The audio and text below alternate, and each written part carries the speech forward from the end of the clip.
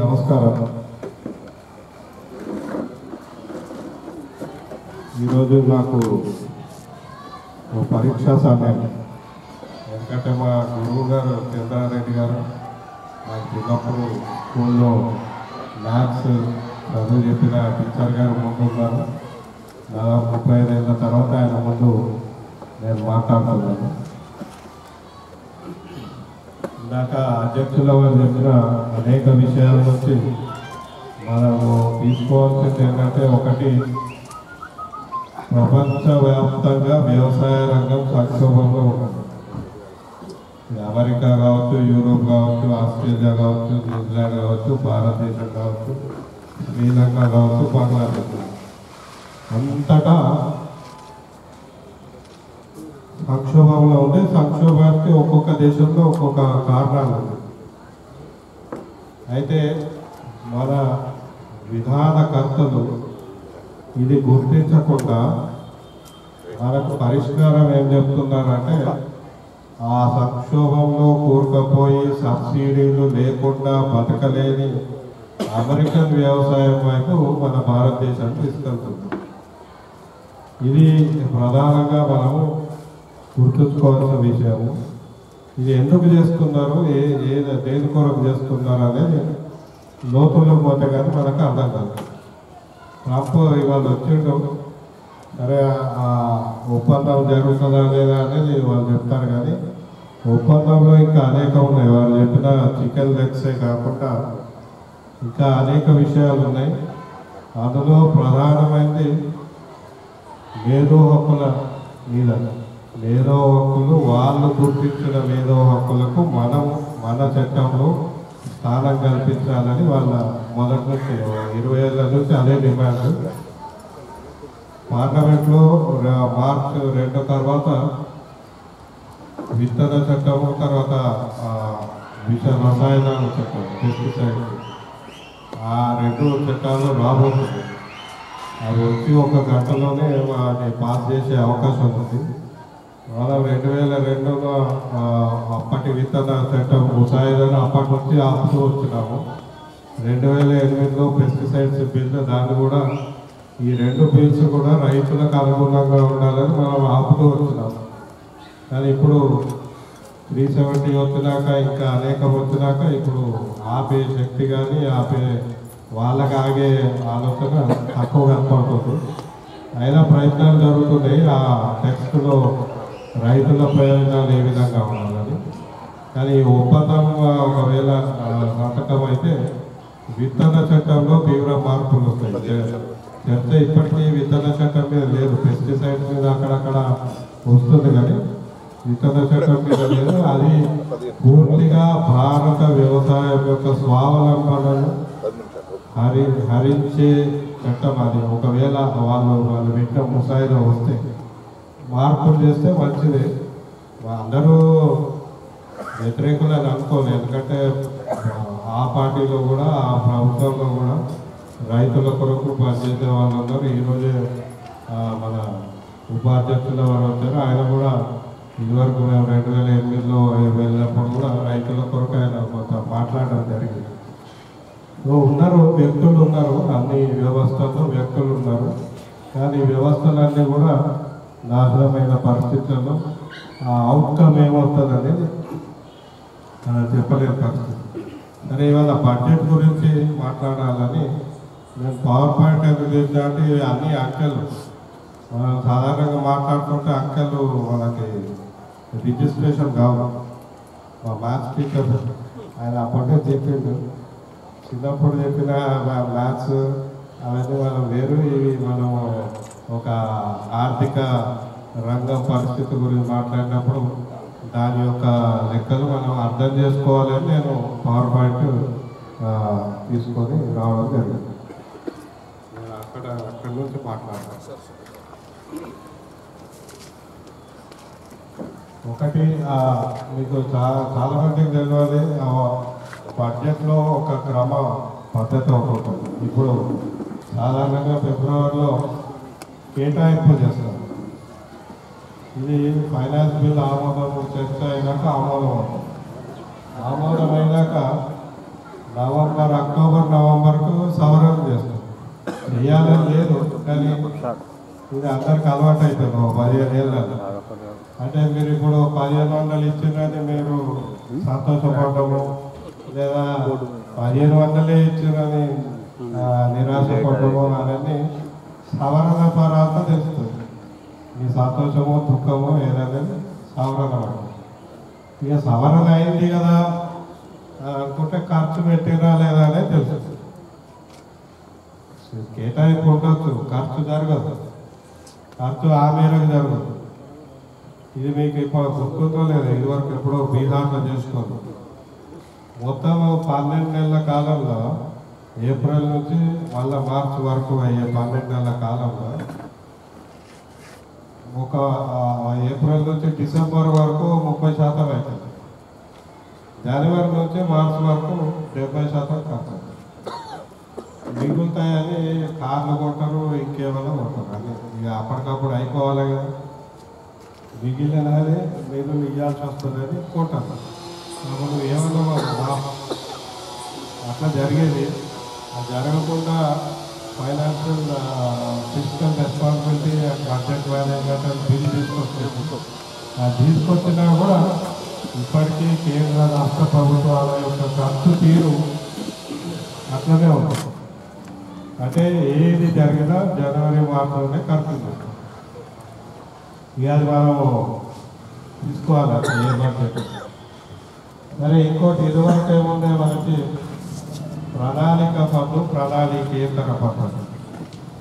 అంటే ప్రణాళికాబద్ధంగా మనకి పంచవర్ష ప్రణాళిక ఏర్పాటు అయినట్టు మన ప్లానింగ్ కమిషన్ ఏర్పాటు అయినప్పటి నుంచి 5 ఏళ్ళకోసారి ప్రణాళిక చేసి ఆ 5 ఏళ్ళ ప్రణాళికను బడ్జెట్లో పొందుపరచడమే ప్రణాళిక పద్ధతి. అంటే ఆ సంవత్సరం ఇప్పుడు 5 ఏళ్ళు పోయినా 3 ఏళ్ళు పోయినా 5 ఏళ్ళైనా 3 ఏళ్ళైనా 5 ఏళ్ళు తీసేసారు. ఆ మధ్యలో ఏమైందంటే ప్రణాళికేతర రెండుట్లో ప్రణాళికేతర ఏముంటాయంటే సాధారణంగా నిర్వహణ, జీతభత్యాలు కావచ్చు, లేదా ఏదైనా పెట్టుబడి పెట్టాలని అట్లాంటివి వచ్చేసి అన్నీ మిక్స్ అయిపోయినాయి. ఇక ఆఖరికి 2 ఎత్తేసారు. ఇప్పుడు రెవెన్యూ క్యాపిటల్ అంటారు. ఇక మన తెలంగాణలో ఏమో ప్రగతి పథకం, నిర్వహణ పథకం 2 పెట్టేసారు. ఈ 2 రకాలు ఎందుకు అంటే సాధారణంగా ప్రభుత్వం నడపడానికి అయ్యే నిర్వహణ ఖర్చులు ఇక ఉంటాయి, ప్రతి బడ్జెట్లో ఉంటాయి. మనము బడ్జెట్ చూసేటప్పుడు మనకి అవన్నీ చెప్పరు. ఆ రోజు ఫైనాన్స్ మినిస్టర్ ఇక్కడ కానీ ఎక్కడ కానీ స్పీచ్ ఇచ్చేటప్పుడు మీరు వేరు చేసి చెప్పారు, మేము ఇచ్చినామా అంటారు. ఇచ్చి దేనికి ఇచ్చిండ్రు అని మనం లోపల్లో పోవాలి. అయితే ఇప్పుడు చాలామంది మేము 20 ఏళ్ళలో చేస్తున్నాము, మీరు బడ్జెట్లను అర్ధగంటలో తీసిపారైతే ఐడియా ఉంది, కంప్యూటర్లు ఉన్నాయి, సంస్థలు ఉన్నాయి, centre for budget finance accountability అనేది స్వచ్ఛంద సంస్థలు ఉన్నాయి. అన్ని రంగాలు, విద్యారంగం, వైద్య రంగం అన్నింటినీ ఒక 5-6 నెలల మొత్తము విశ్లేషించి ఏం జరుగుతుందని చెప్పే పరిస్థితి ఉంది. వీళ్ళు చెప్తారని వాళ్ళు ఏం చేస్తారు, ఆ లెక్కలు ముందు చెప్తారు, తర్వాత దాన్ని మీరు కాదు. అయితే ప్రతి బడ్జెట్ ముందు బడ్జెట్ రేపు ఉంటుందంటే ఈరోజు ఆర్థిక సర్వే ఒకటి రిలీజ్ చేస్తాం, ఎకనామిక్ సర్వే. ఈ ఎకనామిక్ సర్వే కొరకు ఇదివరకు ప్లానింగ్ కమిషన్ చేసి తర్వాత చీఫ్ ఎకనామిక్ అడ్వైజర్ అని ఒక ఆఫీస్ ఉంది. ఆ ఆఫీస్ వాళ్ళు ఆర్థిక పరిస్థితి మీద ఒక సర్వే చేసి రిపోర్ట్ ఇస్తారు బడ్జెట్కి ఒక రోజు ముందు. అంటే వాళ్ళ ఆర్థిక పరిస్థితి ఏ విధంగా ఉంది, ఏమి చేస్తే బాగుపడుతుందని ఇస్తారు. దీన్ని బట్టి తెల్లారి బడ్జెట్ చూసుకుంటే ఆ బడ్జెట్ దీన్ని బట్టి ఇచ్చిందా, అంత దాన్ని బట్టి ఇచ్చిందా అనేది మనకు అంచనా రావడానికి ఒక అవకాశం ఉంది. అయితే ఇది కూడా కొంత నీరుగార్చిన ప్రయత్నం కనపడుతుంది. గత అరవింద్ సుబ్రహ్మణ్యం ఉన్నప్పుడు ఆర్థిక సర్వే పదాలన్నీ కూడా ఇక మాలాంటి ఇంగ్లీషు చదువుకొని ఇంగ్లీష్లో మునిగి తేలేటోళ్ళకు కూడా అర్థం కాకుండా రాసింది. బ్లూ స్కై ఇమాజిన్ చేస్తున్నాం. ఏదైనా వాళ్ళ కళలే అంటే ఒక డ్రీమ్ ఉండదు, కిందికి రావాలని ఎవరు రాస్తారు అనేది ఆర్థిక సర్వే. మొన్నటి ఆర్థిక సర్వేలో నేను కొన్ని విషయాలు తీసుకొచ్చాను. ఒకటి ఏమన్నారు, వ్యవసాయంలో పెట్టుబడులు పెరగాలి మనం అందరం ఆశిస్తుంది కదా. వ్యవసాయంలో పెట్టుబడులు పెరగాలని మనం అందరం ఆశిస్తున్నాం, వాళ్ళు కూడా అదే అన్నారు. కానీ ఎక్కడ పెట్టుబడి పెట్టారు ఏంటి అనేది బడ్జెట్లో చూడాలి. నీటి సంరక్షణ, పర్యావరణవేత్తలు కావచ్చు మనలాంటి వాళ్ళందరూ కూడా నీటి సంరక్షణ బాగుంది చేయాలా. మరి దీని తగ్గ కేటాయింపులు ఏం చేసారు, మెరుగైన వ్యవసాయ పద్ధతుల ద్వారా మెరుగైన దిగుబడులు మార్కెట్ అందుబాటు, మార్కెట్ యాక్సెస్. ఇది మీరు ఎవరైనా ప్లానింగ్ కమిషన్ డాక్యుమెంట్ అంటే 1950 నుంచి ఇది నష్టం అప్పట్లో ఫలాలు అప్పుడప్పుడు మారుతాయి కానీ ఈల్డ్ జస్ట్ ఇంక్రీజ్. ఎట్లా ఇంక్రీజ్ చేయాలని మళ్ళీ మీకు బడ్జెట్ ఒక ప్రణాళికలో కనపడుతుంది. సంస్థాగత రుణాలు అందుబాటు, బ్యాంకింగ్ రైతులకు మనం బయట ప్రైవేట్ వడ్డీ వ్యాపారం నుంచి కాకుండా బ్యాంకుల నుంచి పబ్లిక్ సంస్థల నుంచి తీసుకోవాలని ఎప్పుడు 1970s 1970లోనే అప్పుడు మనం జాతీయం చేసి ఆ జాతీయకరణ తర్వాతనే ప్రైమరీ లెండింగ్ అని పెట్టి, అంటే అన్ని బ్యాంకులకు మీరు ప్రాధాన్యత రంగంలో మొట్టమొదట వ్యవసాయానికి ఇవ్వాలని ఇప్పుడు కాదు 30 ఏళ్ళ నుంచి చెప్పి చేస్తున్నా కూడా మళ్ళీ ఆర్థిక సర్వే ఏం చెప్పిందంటే అది పెంచాలి, అందుతలేదు అనే మాట వాళ్ళు మాట్లాడారు. తర్వాత వ్యవసాయ రంగాల మధ్య సంబంధం, ఇది కూడా మనం గ్రామీణ ప్రాంతం నుంచి వచ్చిన వాళ్ళకి మనకు అర్థమవుతుంది కానీ వాళ్ళ అర్థం వేరు మన అర్థం వేరు, అది మన బడ్జెట్లో చూద్దాం. నెక్స్ట్ వీటి మీద దృష్టి పెట్టమన్నారు. పశు పోషణ, యానిమల్ హస్బెండరీ మీద దృష్టి పెట్టండి, పాల ఉత్పత్తి మీద దృష్టి పెట్టండి, చేపల పెంపకం మీద దృష్టి పెట్టండి, ఫుడ్ ప్రాసెసింగ్ మీద దృష్టి పెట్టండి, చిన్న సన్నకారు రైతుల ఆదాయం మీద కూడా దృష్టి పెట్టండి. ఇది ఆర్థిక సర్వే చెప్పింది, అందరం అంగీకరించింది. సో ఏం చేయాలి, ఇగో ఇక్కడ వచ్చింది. అంతకుముందు చెప్పినవన్నీ మీకు గుర్తుంటే ఏం చేయాలి, అవి అన్నీ అందుకోవాలంటే ఆర్థిక సర్వే ఏం చెప్తుంది, భూమి మార్కెట్లు సరళీకరణ చేయాలి. Land markets have to be liberalise, అంటే భూమి అమ్మకం కొనుగోలు దాన్ని లిబరలైజ్ చేయాలి. అసైన్ ల్యాండ్స్, ఈ ల్యాండ్, పూర్వంపోక్ ల్యాండ్, ఆ ల్యాండ్, ఈ ల్యాండ్, ఈ బయట వచ్చి కొనద్దు, ఇట్లాంటివన్నీ ఎత్తివేయండి అని చెప్పడం. ఇది బేసికలీ ల్యాండ్ కన్సాలిడేషన్ కొరకు. అంటే మన దగ్గర చిన్న సన్నకారు రైతులు ఉన్నారు ఎక్కువ మంది, ఒక్కొక్కరి దగ్గర 1/2 ఎకరము, ఎకరంన్నర, 2.5 ఎకరాలు ఉన్నాయి. వీళ్ళు వ్యవసాయం చేయగలరు కాబట్టి ల్యాండ్ వాళ్ళ దేశంలో ఉన్నది సరళీకృతం చేసి ల్యాండ్ కన్సాలిడేట్ చేయండి. అంటే పాశ్చాత్య దేశాల్లో 500 హెక్టార్లు, 2000 హెక్టార్లు, 10,000 హెక్టార్లలో వ్యవసాయం చేస్తున్నారు. అది లాభసాటి కాబట్టి ఇది మొట్టమొదట ఆర్థిక సర్వే రికమెండేషన్ చూడండి. రెండోది, వీళ్ళు ఎందుకు చాలా మంది ఉన్నారు వ్యవసాయంలో, చిన్న సన్నకారు రైతులు ఎక్కువ మంది ఉన్నారు, వీళ్ళని మళ్ళించాలి. ఇది కేవలం ఈ పార్టీ చెప్తలేదు, ఎన్డీఏనే కాదు. 1991లో మన్మోహన్ సింగ్ ఫైనాన్స్ మినిస్టర్ ఉన్నప్పుడు ఆయన చెప్పిండు, మళ్ళీ ఆయన ప్రధానమంత్రి అయినప్పుడు కూడా ఈ నినాదము. ఇది ఏ పార్టీకి సంబంధం లేదు, ఇప్పుడు జరుగుతున్నదంతా ఒక ఏమంటారు, అది ఒక వర్గం కొరకు జరుగుతుందే తప్ప ఏ పార్టీతో సంబంధం. అన్ని పార్టీలో ఆలోచించే వాళ్ళు ఉన్నారు. దాని వెనకాల పరిగెత్తేవాళ్ళు ఉంటుంది. వీళ్ళని మళ్ళించాలి. అయితే మన్మోహన్ సింగ్ 2007లో ఒకసారి ఆయన ఒప్పుకున్నాడు, మేము ఈ మళ్ళించడం అని పెట్టినాము, కానీ ఎక్కడికి పోతారు వాళ్ళు, ఏం పని చేసుకుంటారు? గ్రామీణ ప్రాంతాల్లో కేవలం వీళ్ళే కాదు, లేబర్ని కూలీలను కూడా ఇంతమంది ఉన్నారు, వీళ్ళంతా ఎక్కువ ఉంటే ఇది ఇన్ఎఫిషియంట్, ఈ వ్యవసాయం మీద ఎక్కువ మంది ఆధారపడ్డారు, వీళ్ళని తగ్గించాలి. తగ్గిస్తే మరి వీళ్ళు ఏం చేయాలి? వీళ్ళు ఏం చేయాలనే ఒక ప్రణాళిక లేదు, కానీ తగ్గించాలి. తగ్గిస్తే వీళ్ళ నెత్తినొప్పి పోతాం. లేకుంటే రోజు వచ్చి ఆయన ఆత్మహత్య చేసుకుంటే నేను చచ్చిపోతుంటే ఇదంతా పక్కకు పెట్టాలి. ఈ బడ్జెట్ కాదు కదా, ఒక 30 ఏళ్ళ బడ్జెట్లో కూడా వీళ్ళనే పక్కకు పంపిస్తావు, ఏం చేస్తావు అనేది లేదు. ఇప్పుడు ఇంకా పేదరికం పెరుగుతున్న క్రమంలో, ఉపాధి తగ్గుతున్న క్రమంలో, ప్రపంచ ఆర్థిక పరిస్థితి కూడా ఒక రిసెషన్ పోతున్న క్రమంలో వీళ్ళని పక్కకు పెట్టాలని ఇప్పుడు కూడా చెప్తున్నారు. కానీ ఎట్లా, ఏంటి, ఎందుకు, ఏమి వివరాలు లేదు.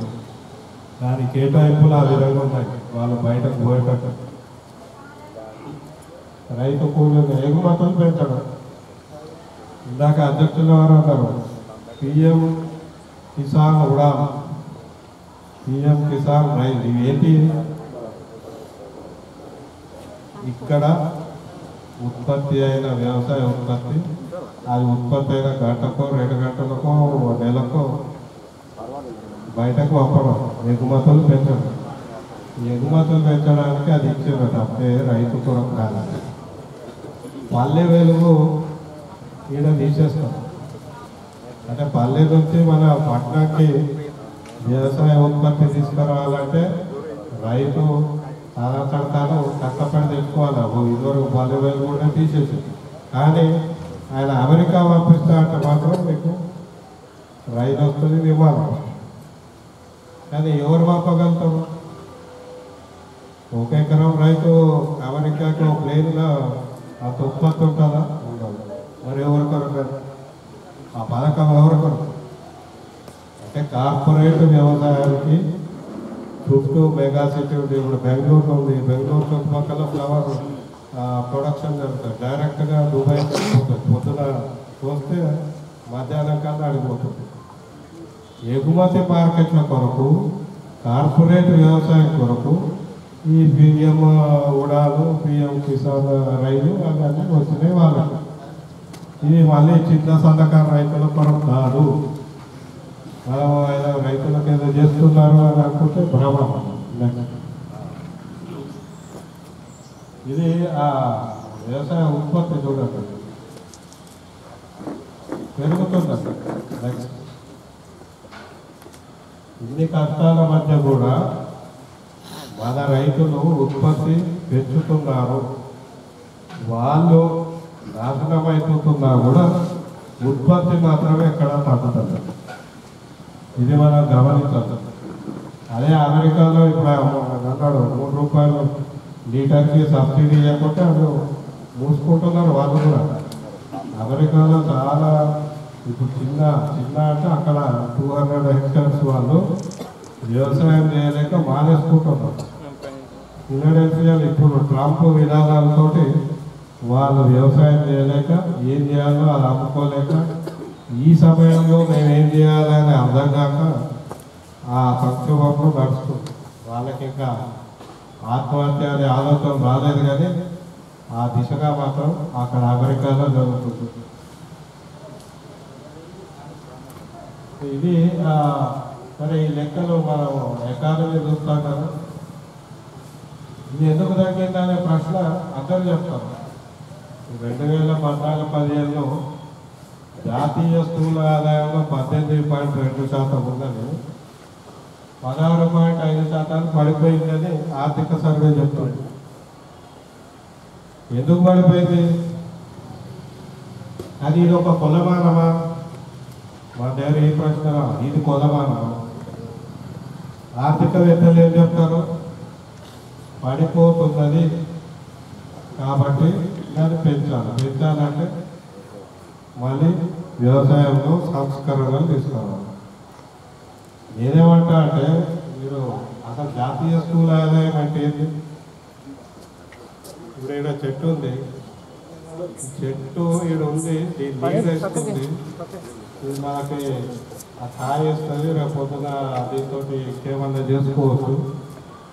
అంటే ఇది జాతీయ స్థూల ఆదాయంలోకి రాదు. ఈ చెట్టు కొట్టేసి మార్కెట్లో అమ్మితే జాతీయ స్థూల ఆదాయంలోకి వస్తుంది.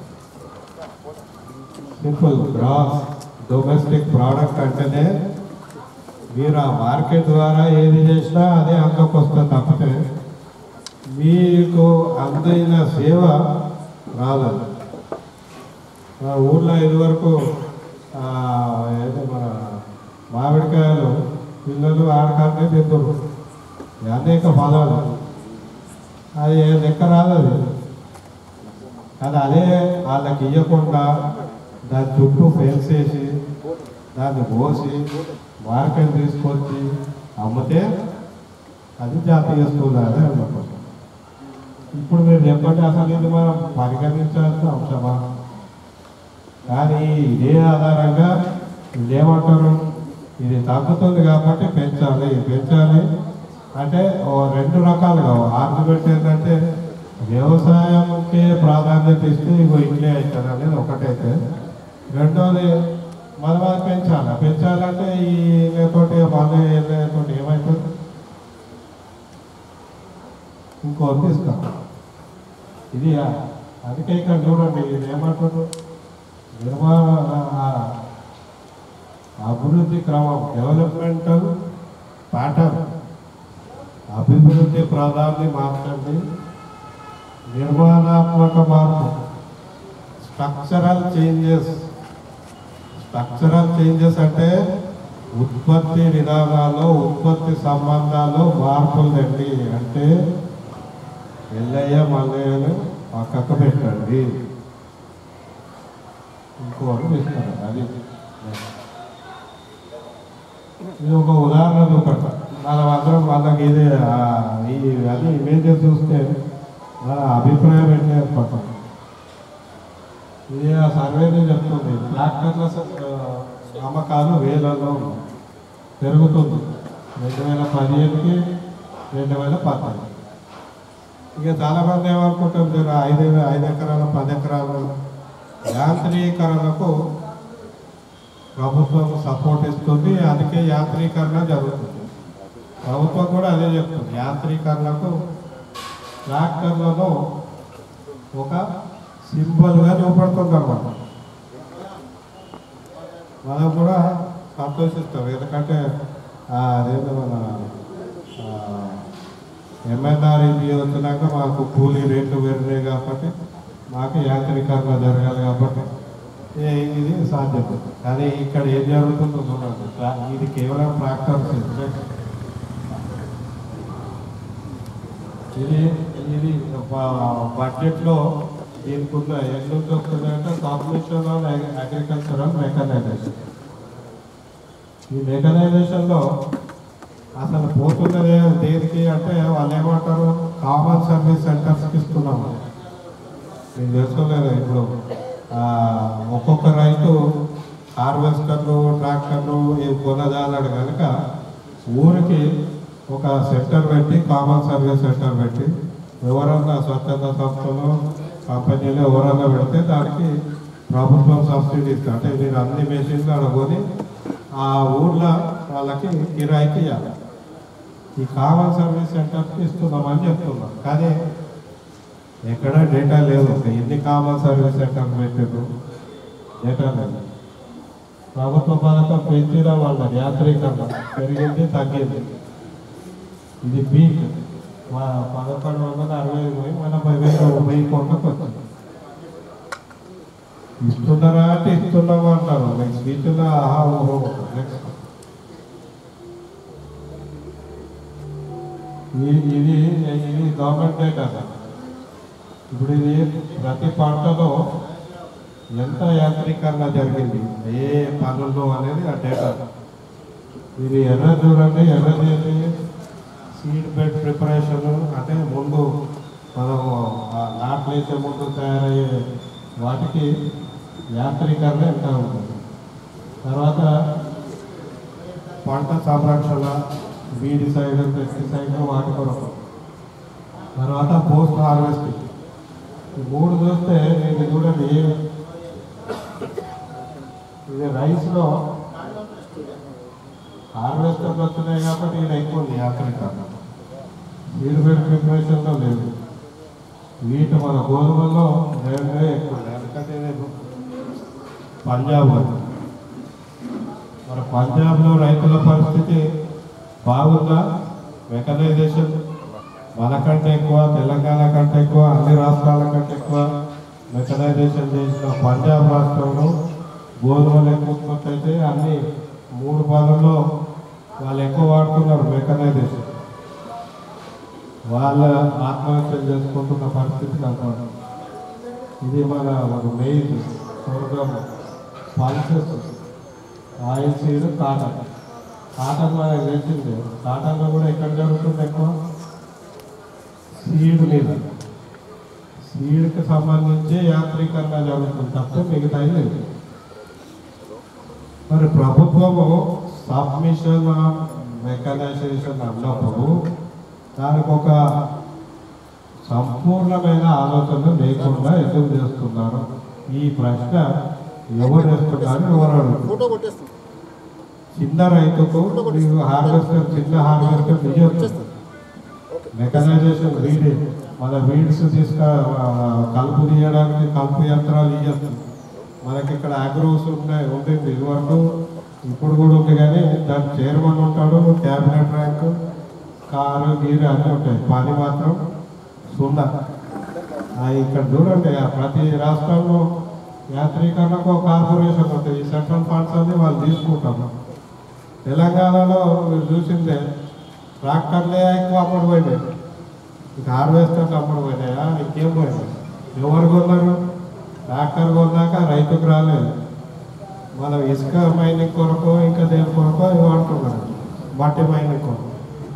ఇది వ్యవసాయం కొరకు వాడతలేరా ట్రాక్టర్? వ్యవసాయం లేదు.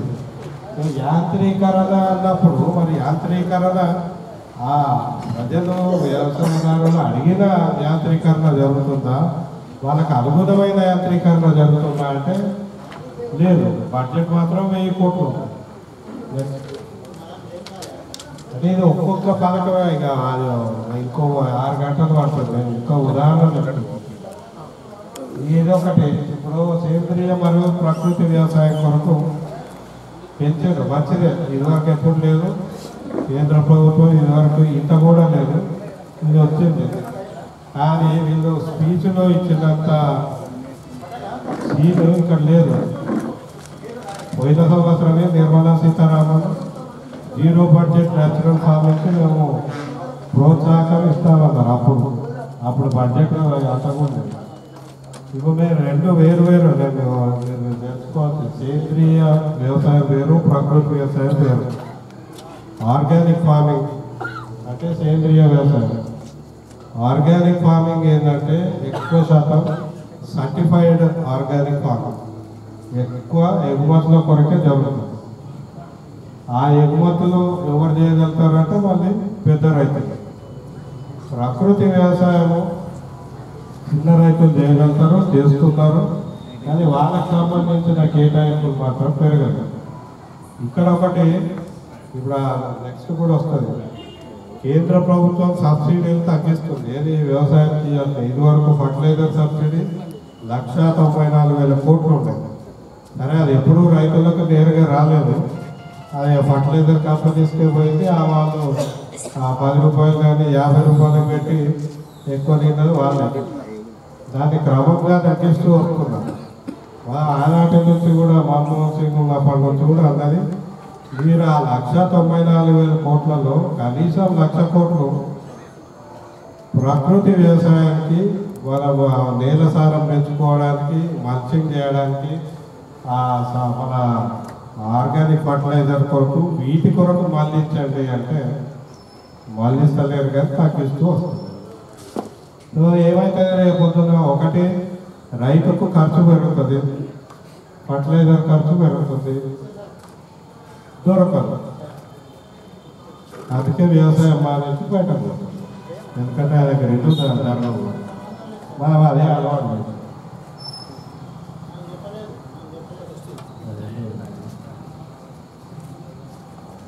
మరి ఇది ఎందుకు చేయొద్దు అంటే ఇప్పుడు ప్రపంచవ్యాప్తంగా మన దగ్గర మొత్తం 1.5% ప్రకృతి వ్యవసాయం కింద ఉంటే ఈ 1.5% కాదు, మన దాంట్లో 1.1% మన దగ్గర ఉంది. ఇది కూడా ఒక అంచనా మాత్రమే. రైతులు, చిన్న రైతులు కొనలేని పరిస్థితిలో నాన్ కెమికల్ ఫార్మింగ్ చేస్తూ ఉంటారు. అది మొత్తం రికార్డులకు రాదు. అదంతా పక్కన పెడితే ఇది ఒక లెక్క అవుతుంది. మన దగ్గరనే అత్యధిక శాతం ప్రకృతి రైతులు ఉన్నారు. 11.4 లక్షలు. ఇది మొత్తం ప్రపంచంలో 41%. మన దగ్గర రైతులు ఉన్నారు అంటే మరి వీళ్ళకి ఎక్కువ ఇవ్వాలి కదా. అట్లాగే పత్తిలో మనం టాప్ సేంద్రియ పత్తులు. మేము ఆనాడు వరంగల్లో 12,000 మంది రైతులతోటి ప్రాజెక్ట్ చేసినాం అక్కడ. ఈ సేంద్రియ పత్తి ఇప్పటికీ కూడా భారతదేశంలోనే ఎక్కువ ఉత్పత్తి అవుతుంది. మార్కెట్ అంతా యూరోప్లో. ఇక్కడ ఎందుకు లేదు అంటే ఇంకా అది మన ఇంట్లో ఇది క్రెడిట్కి వచ్చేటప్పటికి రుణాలు నేను ఇందాకే చెప్పింది. ఇది ఆర్బీఐ డేటా. ఇది మొన్న నవంబర్ 2019లో వచ్చిన రిపోర్టు. ఇది ఇక్కడ చూడండి, ఎక్కువ తీసుకున్నది వీళ్ళు. తెలంగాణలో కొద్దిగా మీడియం టర్మ్లో 3.5. ఇంకా నార్త్ ఈస్ట్ జమ్మూ కాశ్మీర్కి అయితే వాళ్ళకి అందలేదు.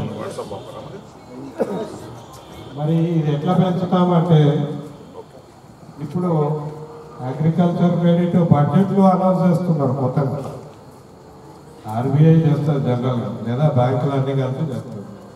ఏదో వీళ్ళు బడ్జెట్లో ఇచ్చినట్టు 15 లక్షల కోట్లు, ఇప్పుడు 15 లక్షల కోట్లు ఇస్తున్నాము వ్యవసాయ రుణాలకు కానీ మొన్న నిర్మలా సీతారామన్ అన్నారు. అది వాడతనే లేరు. మన 15 లక్షల కోట్లు అని మనం ఖాతాలో వేసుకొని మనం అందరము బయట పోయి చెప్పుకొని ఆహా ఓహో అంటారు. అది అయ్యేది కాదు, పోయేది కాదు. రైతుకి ఎంత వస్తుందంటే ఆర్బీఐ డేటానే చెప్తుంది, దాదాపు 40-50% మందికి అదనే అన్నదు. ఆ అందిన వాళ్ళలో కూడా రకరకాల వాళ్ళది పంట రుణమే కాదు. ఇప్పుడు ఇలా డేటా చూస్తే వీళ్ళు అన్ని రకాల రుణాలను ఒక దగ్గర వేసి చూపడుతున్నారు డేటా. ఇది స్వల్పకాలిక పంట రుణాలు రైతులకు అందనే ఉండదు. మేము 2015లో ఆర్బీఐ అప్పుడు డిమానిటైజేషన్ తర్వాత ఆర్బీఐ టీంతో కూర్చొని ఇవి రుణాలు ఎప్పుడు జూన్లో మీటింగ్ పెడితే వస్తాయి సార్ ఆగస్టు మీరు ఎందుకు టెన్షన్ పడుతున్నారు? లేదా వ్యవసాయం ఎప్పుడు మొదలవుతుంది? ఆగస్టు సెప్టెంబర్లో రుణాలు ఇస్తే ఆ రైతు ఏం చేయాలప్పుడు? బయట అప్పు తెచ్చుకోవాలి, మళ్ళీ వీళ్ళ దగ్గర పోయి మళ్ళీ వీళ్ళ దగ్గర పోవాలి. ఈ వ్యవస్థ ఏ విధంగా పనిచేస్తుందనడానికి అది అర్థం. రైతుకి ఏప్రిల్ మేలో పంట రుణం ఎందుకు వస్తలేదు అంటే ఇప్పటి వరకు జవాబు ఇచ్చే ఒక బ్యాంకర్ కానీ ఒక ఆర్బీఐ కానీ లేదు. సో రైతుకు అందుతుంది దాదాపు ఇప్పుడు లెక్కలు ఉన్నాయి. 93% మేము టార్గెట్ కవర్ చేసినామని చెప్తున్నాం.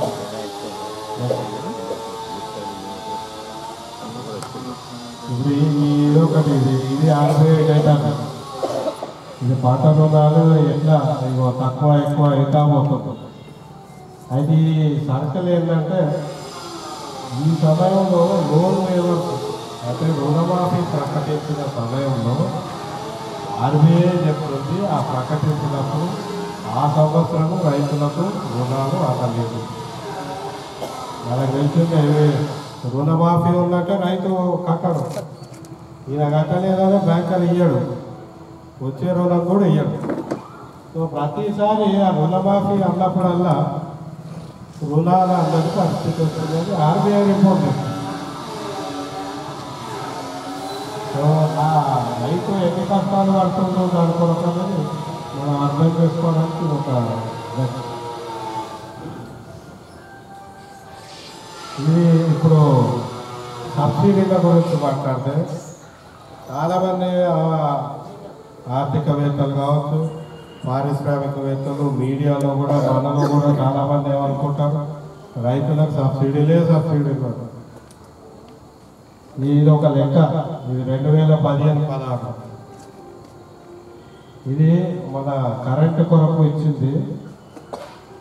ఎంత ఇచ్చింది? ఇది మొత్తం దేశవ్యాప్త లెక్క. రమేష్ చాంద్ అని ఆయన ఇప్పుడు నీతి ఆయోగ్ మెంబర్, ఆయన ఇచ్చిన లెక్క ఇది. ఎకరాకి 6,173 రూపాయలు పర్ హెక్టార్ కాదు, హెక్టార్ అంటే 2.5 ఎకరాలకు 6,173 రూపాయలు. అది ఎంత? 42%. ఇట్లా లెక్కేసి చెప్పిందేమి 14,659 రూపాయలు హెక్టార్కి రైతుకి సబ్సిడీ అందదు. ఏ రైతుకి ఏ సబ్సిడీ అందలేదు. సబ్సిడీలు అందరి భారత రైతాంగమే ఉన్నారు ప్రపంచవ్యాప్తంగా. ఇవన్నీ కాకిలెక్కలు. నేను ఎలక్ట్రిసిటీ మీద 2000 సంవత్సరం నుంచి చేస్తున్నాము. మాకు తెలుసు ఆ లెక్కలేందో, ఆ కథ ఏందో. రైతు నా దగ్గరకు వస్తారు, చిన్న రైతు, నాకు ఒక బోర్వెల్ కనెక్షన్ ఇవ్వాలంటే నీకు పవర్ లైన్ వేయాలంట. పవర్ లైన్ వేయాలని నేను చూసిన చిత్తలపూడి అనే మా ఆంధ్రప్రదేశ్లో 3 లక్షల రూపాయలు కట్టగలరు రైతు. అసలు లెక్క ప్రకారం 1 పైసా కట్టాల్సిన పని లేదు. ఘోరంగా ఆయన కొడితే 96,000కి వచ్చిందట. ఆయన 3 ఎకరాలు రైతు. అంటే 1,00,000 రూపాయలు పెట్టి ఆయన కనెక్షన్ తీసుకుంటే ఆ 1,00,000 ఎన్నర తీరాలి రైతుకు. నువ్వు ఎంత ఫ్రీ ఇచ్చినా కూడా, నువ్వు ఇచ్చే ఫ్రీ కరెంట్ ఈ 1,00,000 రూపాయలు ఎప్పుడు తీరాలి? నేను ఫోన్ చేసి మాట్లాడితే అప్పుడు అలొకేషన్ రైతు. కానీ ఎంతమంది రైతులకు తెలుసు అది. ట్రాన్స్ఫార్మర్ కాకపోతే ఈయనేమో నిద్రపోయి వస్తామంటారు, ఈయన పంట ఎండిపోతుంది. వీళ్ళే పాపం ఎక్కి ట్రాన్స్ఫార్మర్ దింపి దాన్ని రిపేర్ తీసుకుపోయి చేయించుకొని తెచ్చిస్తే ఆ బిల్లులు వాడు తీసుకుంటాడు, ఖర్చు ఈయన పెట్టుకుంటాడు. ఆఖరికి ఆ పంట నిలుస్తుంది లేకుంటే లేదు. ఇది సబ్సిడీయా? సబ్సిడీ ఇస్తుందట, మనకు తెలియదు ఈ కథ.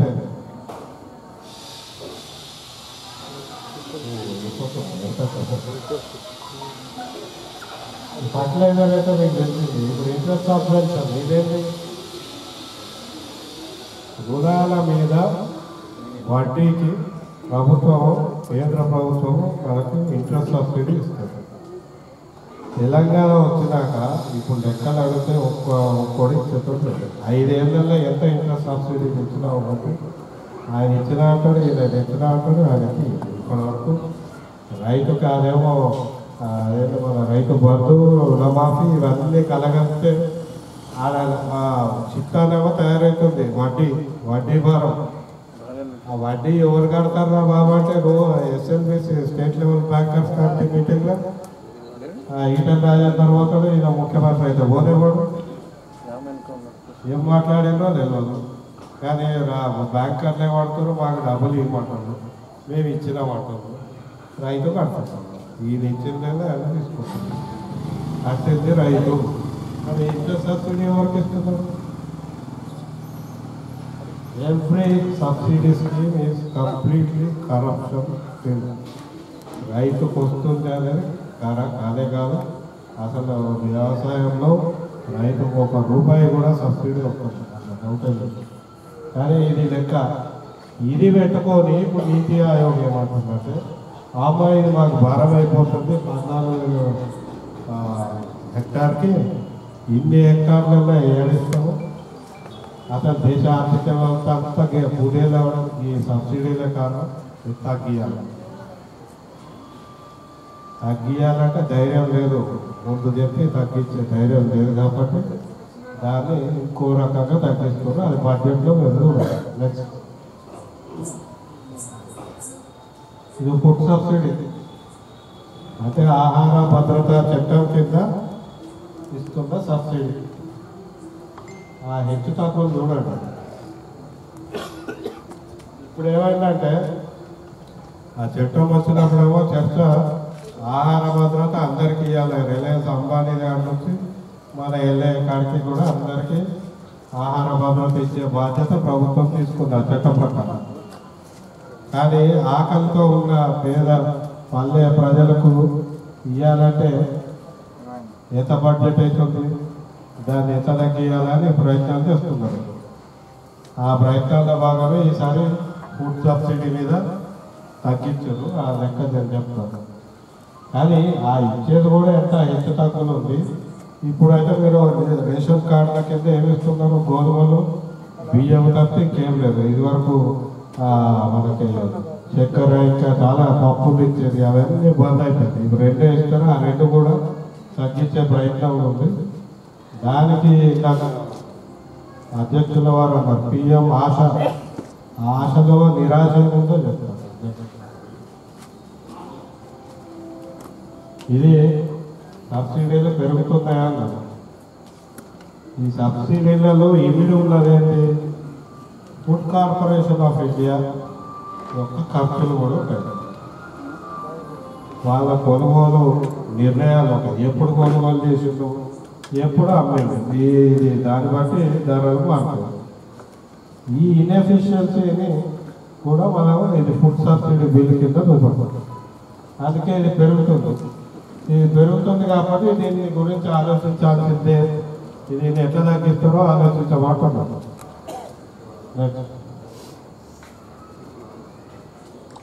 అయితే మళ్ళీ మనం చెప్పేటి వాళ్ళు కూడా చెప్తారు. మనం ఏమంటున్నాం, ఆహార భద్రత బిల్లు ఎందుకు తగ్గిస్తున్నారు? ఉత్పత్తి పెరుగుతుంది కదా, మన ధాన్యాలు పెరుగుతున్నాయి. ఇదంతా స్టోరేజ్ 270 మిలియన్ టన్నులు పీక్ మన దగ్గర ఉంది. పెరుగుతున్నప్పుడు మనం సబ్సిడీ ఇస్తే ఏంటి అని మనం అడుగుతుంటే వాళ్ళు కూడా అవును కరెక్ట్, ఇది పెరుగుతుంది కదా అని చెప్పి అసలు మార్కెట్ ద్వారానే అందియాలి, మనం ఎందుకు ఇవ్వాలి అని వాళ్ళు రెండు రకాల వాదన. అయితే ఇది ఒకటి గుర్తుపెట్టుకోండి. ఎందుకంటే దిగుబడుల గురించి మనం మాట్లాడినాం కదా, దిగుబడి పెంచాలా అంటున్నాం. పెరుగుతున్నాయి మరి రైతు ఎందుకు ఆత్మహత్య చేసుకుంటుంది? ఆహార ధాన్య నిల్వలు పెరుగుతున్నాయి, మరి ఆకలి ఎందుకుంది? ఈ ప్రశ్నలకు ఏ ఆర్థికవేత్త ఏ ఫైనాన్స్ మినిస్టర్ సమాధానం ఇవ్వరు. కానీ చూస్తే మాత్రం ఇవి కూడా మరి ఈ లెక్క తప్ప, నువ్వు అడగకపోవడం తప్ప ఈ ప్రశ్నలు మన పార్లమెంట్ సభ్యులు ఎందుకు అడుగుతున్నారు అనేది ఇక బడ్జెట్లో వ్యవసాయం ఎంత ఉండాలి? మన బడ్జెట్ ఇప్పుడు దాదాపు 30 లక్షల కోట్లు. మరి ఏ బడ్జెట్ అయినా కాదు పెరుగుతూ వస్తుంది. బడ్జెట్ ఒక పరిమాణం పెరుగుతుంది. ఏ రంగానికైనా కనీసం అంటే ఆ ప్రాధాన్యత రంగం అయితే కనీసం 10% ఉండాలంట. భారతదేశం వ్యవసాయం మీద ఆధారపడిందని రోజు తీర్చిదిద్దే నాయకులు బడ్జెట్ కాడికి వచ్చేటప్పటికి అది ఎందుకు 10% లేదో మనం చెప్పాలి. మీరు చూస్తుంటే పెరిగిందా ఏది 2017, 18, 19, 20 రెండు పెరిగినాయి.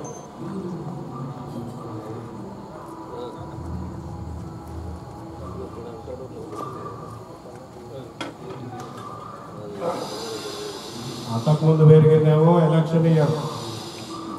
మరి ఇప్పుడు కూడా ఎందుకు పెరుగుతుందంటే మీరు ఆలోచించండి దయచేసి. కానీ ఇప్పటికీ కూడా 5% లోపే. అలా 10% ఉండాలంటే 30 లక్షల కోట్లలో 10% అంటే కనీసం 3 లక్షల కోట్లు ఉంటుంది. కానీ అట్లా లేదు. 1,30,000 కోట్లకే అయిపోయింది. అందులో కూడా ఇప్పుడు ఆ ఇచ్చిన బడ్జెట్లో కూడా 21 పథకాలకే ఎక్కువ కేటాయించారు. ఈ 21 పథకాలకు ఒకటే లైన్ ఉంది, ఏముంది? గ్రీన్ రెవల్యూషన్ స్కీమ్స్ అంటే హరిత విప్లవం. హరిత విప్లవం అంటే ఆధునీకరణ, కెమికల్ ఫార్మ్, దీని కొరకు ఇచ్చిన బడ్జెట్ కేటాయించారు. ఇవి కూడా పెరుగుతుందా కాదా తగ్గుతుందా అంటే ఒక క్రమం లేదు చూడండి. ఇప్పుడు ఈ సంవత్సరం సడన్గా పెరిగింది, ఆ తర్వాత సడన్గా పడుతుంది. ఎందుకు పడుతుంది? పోయిన సంవత్సరం వాళ్ళు ఇప్పుడు ఈ హెచ్చు తగ్గులు ఎందుకు అవుతున్నాయి? అది విపరీతమైన హెచ్చు తగ్గుతుంది. సరే, అది చేసేదేదో దానికైనా ఒక క్రమ పద్ధతి ఉందా అంటే అది లేదు. ఇంకా ఇలా ఉన్నాయి. ఇప్పుడు ప్రతి బడ్జెట్, ప్రతి మినిస్ట్రీ, పార్లమెంటరీ స్టాండింగ్ కమిటీ వాళ్ళు ప్రతి సంవత్సరము వాళ్ళు విశ్లేషిస్తారు. మా మంత్రివర్గం అదేంటి మన మినిస్ట్రీ నుంచి అధికారులు వస్తారు, ఏమైంది, ఎందుకు కాలేదు అని ప్రశ్నలు వేస్తారు. మీరు ఆ రిపోర్ట్లు చూడవచ్చు, ఎంత వివరంగా ఉంటుంది. ఆ వివరాల్లో చెప్తారు అన్నీ. మా తప్పు కాదు, బలాగా రాష్ట్రము వాళ్ళు ఇవ్వలేదు, ఈ రాష్ట్రం ఏమంటే మేము అడిగినాము వాళ్ళు ఇవ్వలేదు, ఈ తూతూ మేమే టైపులో అన్నీ ఆ పథకాలన్నీ కూడా కూర్చోవచ్చు. ఇలా కొంత నయం ఏంటంటే కనీసం అగ్రికల్చర్, వ్యవసాయం, ఇంకా మన జౌలి రంగంలో అయితే ఇంకా అధ్వానమైనది. మరి ఇది ఎందుకు అంత బాగుంది అంటే ఇందులో ఉన్న 10 పథకాల్లో పద్ధతి ఏంటంటే వాళ్ళు స్టేట్ గవర్నమెంట్ ద్వారా ఇస్తున్నారు. ఇప్పుడు ఆర్కేవీవై ఉంది. ఆర్కేవీవైకి మీరు సొసైటీ ఫామ్ చేసి దాంట్లో సెపరేట్ పీడీ అకౌంట్ పెట్టి డైరెక్ట్ అక్కడ నుంచి పీడీ అకౌంట్ వస్తుంది, పర్సనల్ డిపాజిట్ అకౌంట్. అయితే మన రామారావు గారు, నరసింహారెడ్డి పేరు మీద అకౌంట్ ఉంటుంది, వాళ్ళకి డబ్బులు వస్తాయి, ఖర్చు పెడతారు, ఆడిట్ లేదు. సిఏజీ 2014-15లో మన అప్పటి ఉమ్మడి రాష్ట్రాలకు సంబంధించి 12,000 కోట్లు ఈ పథకాల కింద వచ్చినాయి. అవి ఏమైనాయి, ఎటుపోయినాయి, ఆడిట్ లేదు అనేది వాళ్ళు కామెంట్ చేస్తే ఇప్పటి వరకు నేను లక్ష్యాలంటే 12,000 కోట్లు మనం ఒక కోటి టెండర్ ఇచ్చినవా, తక్కువ ఇచ్చినవా, ఎక్కువ ఇచ్చినవా అని ప్రశ్నిస్తే 12,000 కోట్లు ఏడిపోయింది. ఇప్పుడు ఈ పీడీ అకౌంట్ పద్ధతి ఇప్పుడు ఇంకా చాలా వాటిలో